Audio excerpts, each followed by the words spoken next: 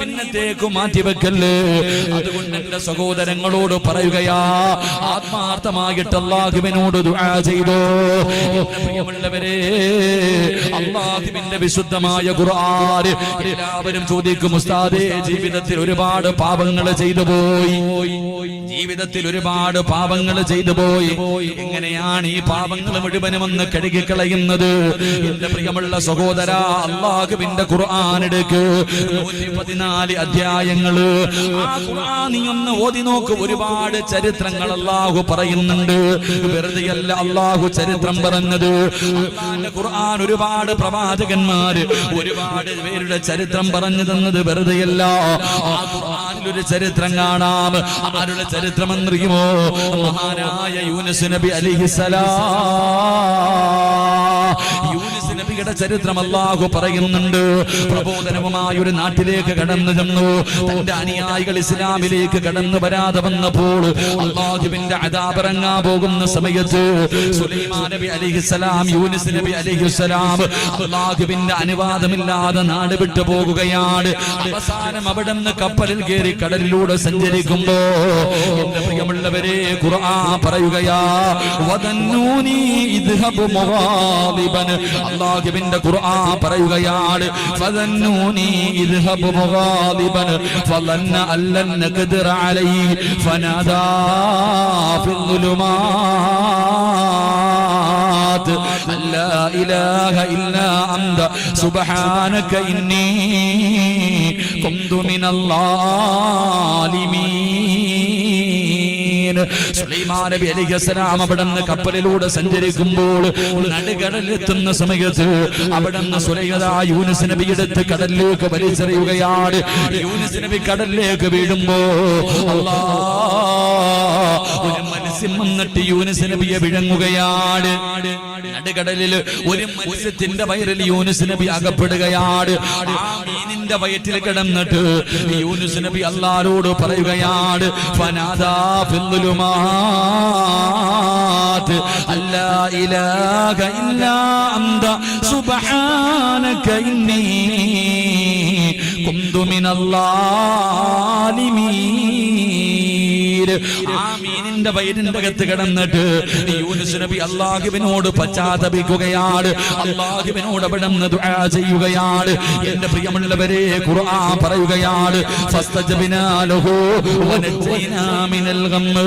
പരിശുദ്ധമായ ഖുർആൻ അവിടുന്ന് അവസാനം അല്ലാഹു സുബ്ഹാനഹു വ തആല യൂനുസ് നബി ആ മീനിന്റെ വയറ്റിന്റെ അകത്ത് കിടന്നിട്ട് പടച്ച റബ്ബിനോട് അവിടുന്ന് പശ്ചാത്തപിച്ചപ്പോ അതാ 40 ദിവസങ്ങൾക്ക് ശേഷം ആ കടലിന്റെ ഉള്ളറയിൽ കിടന്നിരുന്ന മീനുണ്ടല്ലോ, യൂനുസ് നബിയെ കരയിലേക്ക് കൊണ്ടുവന്ന് അതാ ഛർദ്ദിച്ചെന്ന ചരിത്രം നമുക്ക് പറഞ്ഞു തരുമ്പോ എന്തിനാ അല്ലാഹു വെറുതെയല്ല പറഞ്ഞത്? ഈ ചരിത്രം അല്ലാഹു വെറുതെയല്ല പറഞ്ഞത്. പിന്നെ എന്തിനാണ് പറഞ്ഞതെന്നറിയുമോ? ഈ ലോകത്ത് കടന്നു വരുന്ന ഏത് മനുഷ്യനാകട്ടെ, ഖിയാമത്ത് നാൾ വരെ കടന്നു വരുന്ന സർവ്വ മനുഷ്യര് തന്റെ ജീവിതത്തിൽ തെറ്റുപറ്റിയവര് അവർ അല്ലാഹുവിനോട് പശ്ചാത്തപിച്ചാൽ അല്ലാഹു പുറത്തു തരുമെന്നാണ് ഈ ചരിത്രം നമുക്ക് പറഞ്ഞു തരുന്നത്. അതുകൊണ്ട് എന്റെ പ്രിയമുള്ളവരോട് പറയാറുള്ളത്, നീ എത്ര വലിയ പാപം ചെയ്തവനാകട്ടെ, കള്ളു കുടിച്ചവനാകട്ടെ, വ്യഭിചരിച്ചവനാകട്ടെ, പലിശ തിന്നവനാകട്ടെ, അല്ലാഹുവേ പാപങ്ങളുടെ അതാ പെൺകുട്ടികളുടെ ജീവിതം തൊലച്ചവനാകട്ടെ, മോനെ മയക്കുമരുന്നോ കഞ്ചാവോ എത്ര വലിയ ദ്രോഹം ചെയ്തവനാണെങ്കിലും നീ പേടിക്കണ്ട. അല്ലാഹു പറഞ്ഞത് എന്തെന്നറിയുമോ? ഖുൽയാ ഇബാദിയല്ലദീന അസ്റഫൂ അലാ അൻഫുസിഹിം ലാ തഖ്നതൂ മിർ റഹ്മത്തില്ലാഹ്. അല്ലാഹു പറഞ്ഞത്, അല്ലാഹുവാണ് പറഞ്ഞത്, മോനെ കള്ളു കുടിച്ചോടാ, വ്യഭിചരിച്ചോടാ, പലിശ തിന്നോടാ, നിസ്കരിക്കാതെ നടന്നോ, മോനെ നീ എത്ര വലിയ പാപം ചെയ്തവനാണെങ്കിലും അല്ലാഹുവോട് ചോദിക്കുമോനെ. അല്ലാഹുയാരെന്നറിയോ? അല്ലാഹുയാരെന്നറിയോ? 100 കൊല ചെയ്തവൻ അല്ലാഹു പുറത്തു കൊടുത്തവനാ. കാൻവ, ഹൃദയത്തിൽ നിന്ന് ഡിസൈനിലേക്ക്. മയ്യത്തിനെ കബറിന്റെ അകത്തിട്ട് വ്യഭിചരിച്ചവൻ അല്ല പുറത്തു കൊടുത്തു. തന്റെ പൊന്നാര മക്കളെ ജീവനോടെ കുടിച്ചു മൂടിയവർക്ക് അല്ലാഹു പുറത്തു കൊടുത്തു. അത്രയ്ക്കും കാരുണ്യവാനായ അല്ലയാ പറയുന്നത്. എത്ര വലിയ പാപം ചെയ്താലും എന്നോട് ചോദിക്ക്. എങ്ങനെയാ ചോദിക്കേണ്ടതെന്നറിയോ? പൊറുക്കണ്ട പാപം സയ്യിദി വെറുക്കാതെ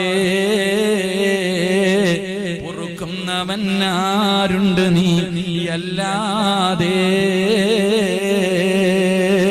അല്ലാഹുവേ, പൊറുക്കുന്നവൻ നീയല്ലാതെ ആരാവുള്ളത്? അല്ലാഹുവേ, നീയല്ലാതെ പൊറുക്കുന്ന ഒരാൾ ആരാവുള്ളത്? അല്ലാഹുവേ, നീ എനിക്ക് പുറത്തു തരണേ. ഇഹലോക ആർഭാടങ്ങൾ എന്നെ വലച്ചതാ, നഫ്സെന്നെ ഉന്തി തള്ളിവിട്ടു ചതിച്ചതാ.